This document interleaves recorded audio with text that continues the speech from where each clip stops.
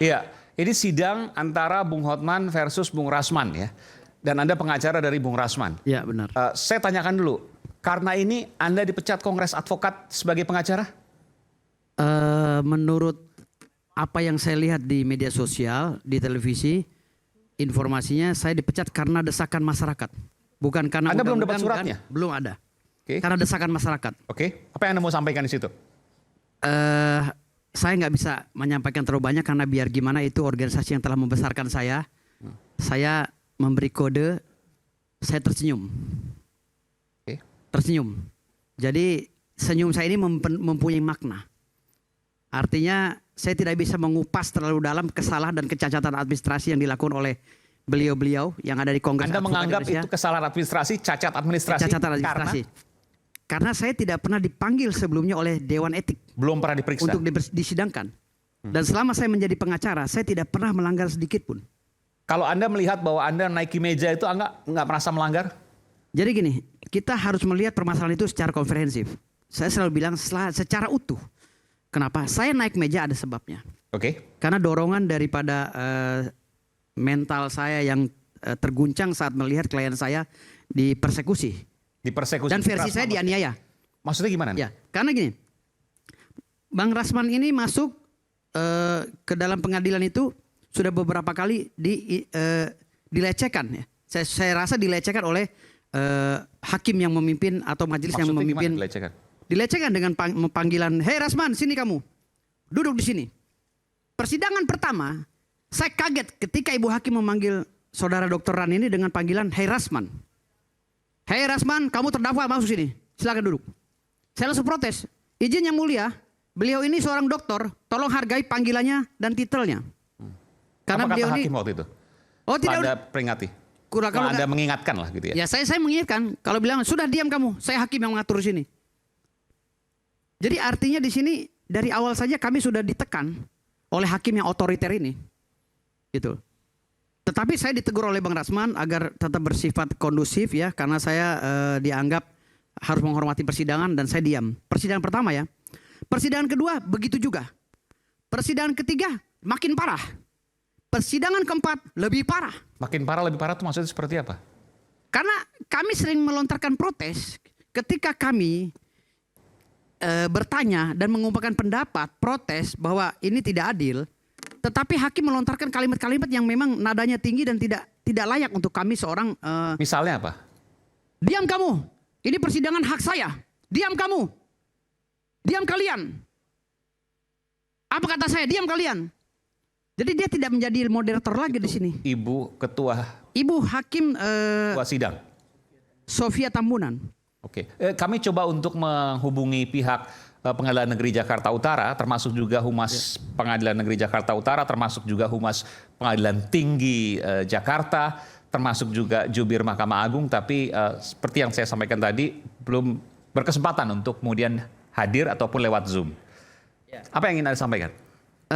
Saya ceritakan dulu masalah ini biar nggak sepotong ya. Jadi pada saat persidangan keempat, saya melihat Bang Rasman ini protes karena sidang itu awalnya sudah dibuka, kesepakatan kita di penetapan itu terbuka untuk umum dan pihak wartawan boleh meliput.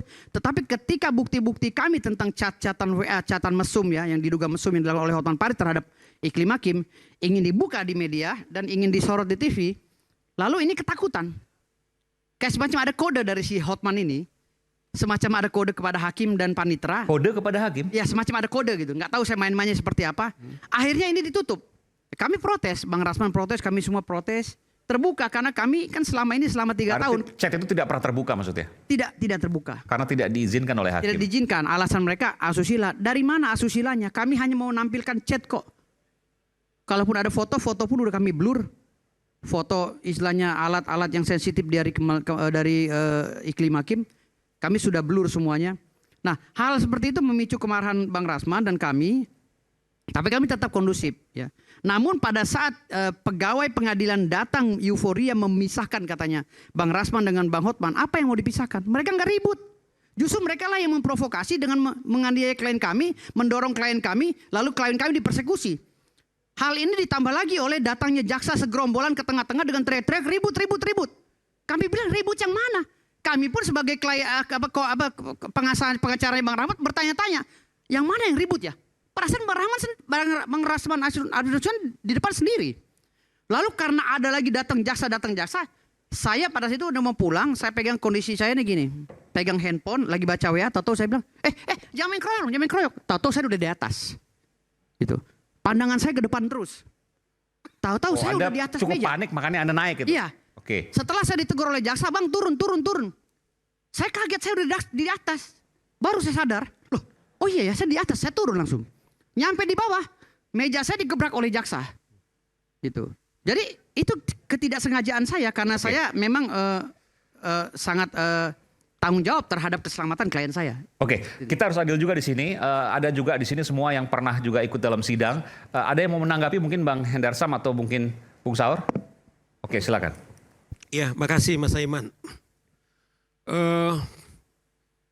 Pertama, saya harus mengatakan berduka atas peristiwa yang terjadi di Pengadilan Negeri Jakarta Utara.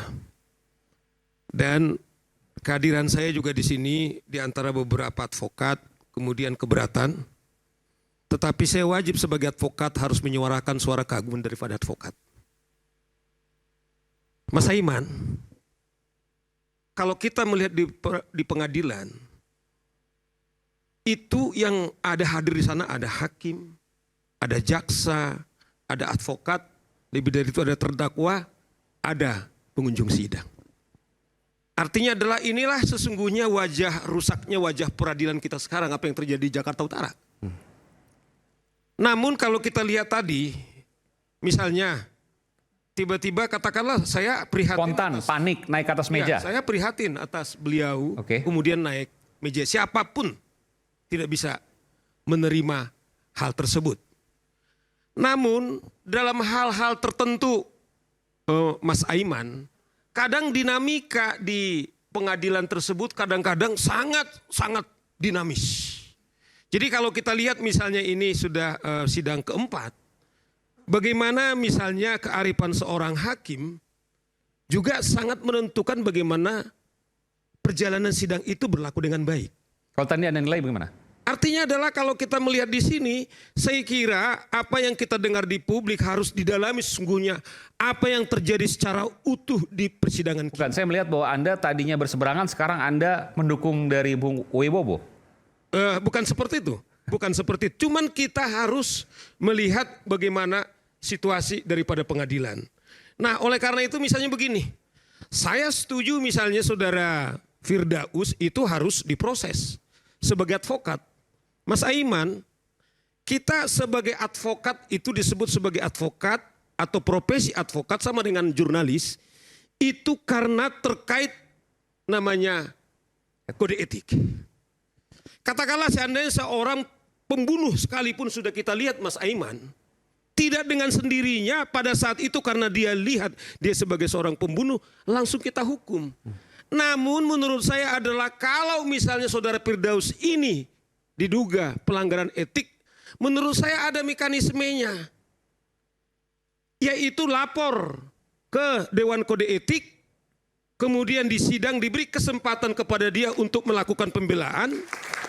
Kemudian dari pembelaan tersebut, kemudian diputus. Tetapi memang Mas Aiman inilah kesempatan yang harus saya ceritakan. Bahwa dunia advokat kami itu sudah sedemikian rupa, tadi Hendarsan bilang, sekarang ini sudah hampir 90 advokat. Disinilah kami, Peradi RBA, yang dalam hal ini yang terdaftar di Kumham, ya yang resmi sekalipun rekan sejawat Oto kemudian melakukan gugatan, tetapi yang resmi adalah Peradi RBA. Saya misalnya selalu mengatakan Mas Aiman, kalau saya melantik seorang advokat, saya mengatakan kalau ada advokat dia sudah belajar 4 atau 5 tahun, kemudian pendidikan advokat masih melakukan suap menyuap, bagi saya selalu saya bilang itu adalah lebih hina. Untuk kasus ini kan sudah dilaporkan. Ya. Ada dilaporkan ke Bareskrim. Ya. Oleh PN Jakarta Utara, oleh Pengadilan Tinggi Jakarta. Yang dilaporkan adalah 3 pasal tuh, 207, 2717 dan 335 KUHP. Intinya contempt of court, penghinaan pengadilan. Menurut Anda, apa yang dilakukan oleh Bung Rasman, apa yang dilakukan oleh Bung Firdaus, penghinaan pengadilan bukan? Jadi itu kita bilang karena mekanisme kan ada dua namanya contempt of court. Contempt of court kalau di Inggris itu adalah contempt karena tindakannya pada saat itu berhenti di situ kepada etika. Tapi kalau ala contempt of court of Indonesia adalah peradilan penghinaan peradilan harus melalui laporan. Inilah yang sekarang dilakukan oleh Kalau menurut Anda sendiri, Negeri Jakarta Utara. apa yang terjadi? Kan visualnya sudah kita lihat berulang kali. Ya. Menurut Anda itu Jelas ketika dia katakanlah duduk berdiri di pengadilan jelas itu sudah menurut saya melanggar wibawa daripada pengadilan. Cuman Mas Aiman harus kita lihat pada saat itu kan sidang sudah selesai. Apa namanya proses persidangan? Proses itu sudah selesai. Kemudian dinamika yang sedemikian rupa. Nah oleh karena itu menurut saya apapun alasan daripada Firdaus tidak bisa kita terima. Dia naik itu tentu tidak bisa kita terima. Namun yang jauh lebih dalam juga harus kita dalemin. Nah oleh karena itu menurut saya saatnya sekarang kepada seluruh organisasi advokat. Seperti dia misalnya. Ini juga menyedihkan dalam dunia advokat. Dipecat dia dari organisasi yang lama. Pada malam hari ada organisasi advokat menelepon dia yang saya dengar langsung ketua cabang daripada advokat. Ya itu adalah menurut Firdaus. Ini sudah. Itu apa? Apa nama lembaganya apa? Kongres Advokat. Pakai. Iya. Kongres Advokat Indonesia. Jadi Anda dipecat oleh Kongres Advokat Iya. dan kemudian diterima oleh Kongres Advokat Indonesia. Iya, saya dipecat oleh DPP, DPP, tanpa oke. ada proses kode etik. Oke. Lalu saya telepon jam 11 malam, dipecatnya jam 9 malam. Oke. Hari Minggu, pas Ya. liburan. Jadi hari libur. Oke. Jadi saya tanya sama ketua provinsi, "Bang, kenapa saya dipecat?" Pecat. Beliau bilang, Dorongan masyarakat. ya karena Oke. dorongan masyarakat. Terus tadi Anda ditelepon lagi untuk dijadikan ketua. Maksudnya gimana? Saya ditelepon oleh beberapa ketua umum organisasi. Yang sama. Organisasi yang baru. Namanya? Namanya ada Pradi WPI, ada Pradi Perjuangan, Oke, ada Pradi A, Pradi B, dan termasuk Kongres Advokat yang baru juga yang lain menelpon saya, "Adinda masuk sini aja, segera," kata Bahkan dia. dijadikan ketua di sana. Ya saya dijadikan, dan alhamdulillah saya terima satu. Saya jadi ketua Provinsi Banten, jadi ketua Pradi WPI. Pradi WPI namanya. Pradi WPI ya. Oke. Artinya adalah bahwa kalau dia dituduh sebagai contempt of court, tapi ada organisasi advokat pada detik yang sama, kemudian menerima bahkan mempromosikan. Kamu dulu ketua nggak? Artinya apa, Bang? Artinya adalah begitulah rusaknya sekarang organisasi advokat kita.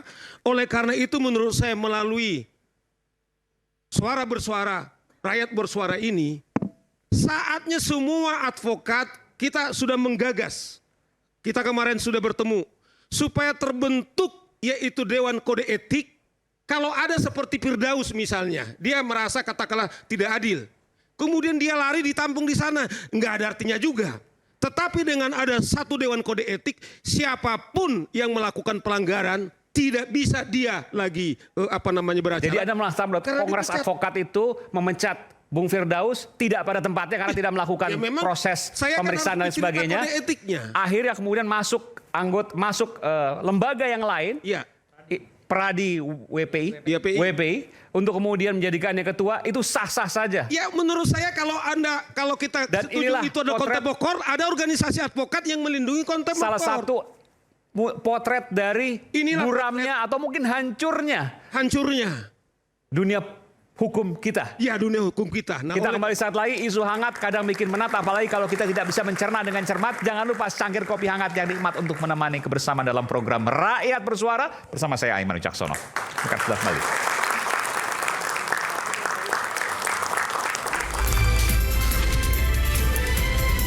Isu hangat kadang bikin menat, apalagi